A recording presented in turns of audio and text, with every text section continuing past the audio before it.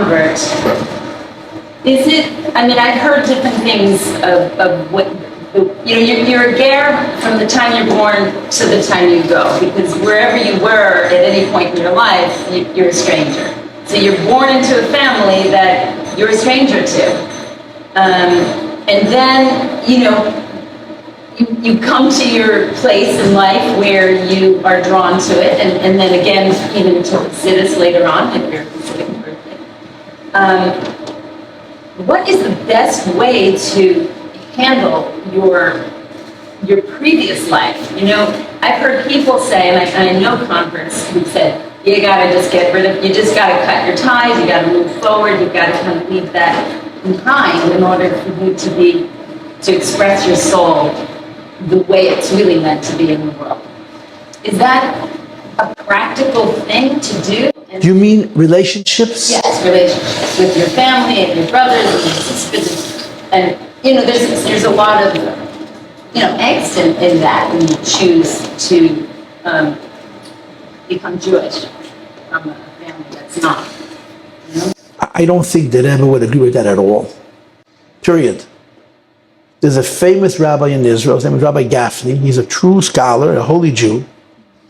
He's a convert from Australia, of all places.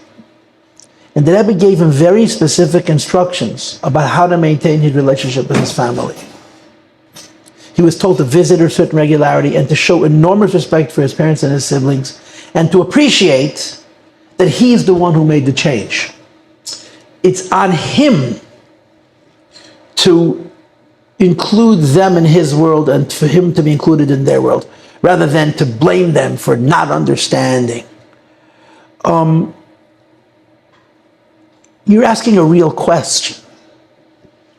And the problem with real questions is they never have simple answers. Life's hard, in the best case scenario. But to make changes in the middle of life is extraordinarily difficult. It's extraordinarily difficult. The most important thing for you to do is live your life meaningfully and positively. And as easy as it is for me to say, not walking around all day long feeling disrespected, even if it's true.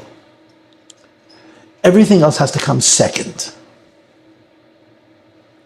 So the answer to your question has to be, the more manageable your life is, the more you include your relationships in it.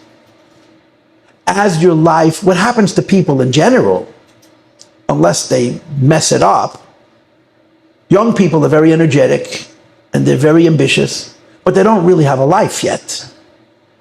At a certain point, especially if you have a successful marriage, you have a life. And the life becomes predictable and peaceful and constant. The healthier and the more peaceful your life is, the more you can afford to go back and include more and more in that world. What you cannot do is destroy yourself because of these relationships. And it wouldn't make a difference if you were a convert or you were BBB, born, bred, brainwashed. Nobody can put other people before themselves. It doesn't help them, it doesn't help the other people. In other words, let's say you grew up in a home and there was conflict, didn't get along with whatever, your parents, your siblings.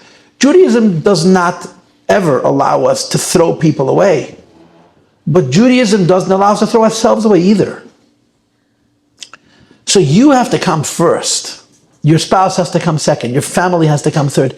And absolutely, the bigger you become, the healthier you become, the more you want to include people in your life. They're your life. Do put yourself first.